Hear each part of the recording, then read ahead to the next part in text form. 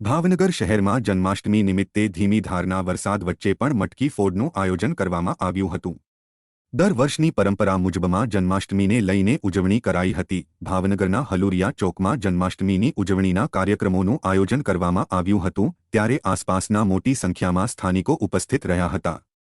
મટકી ફોડ માટે વિવિધ ટીમો દ્વારા મટકી ફોડી ઉજવણી કરાઈ હતી। જો કે ડીજેના તાલ સાથે લોકોએ ઉત્સાહપૂર્વક જન્માષ્ટમીની ઉજવણી કરી હતી।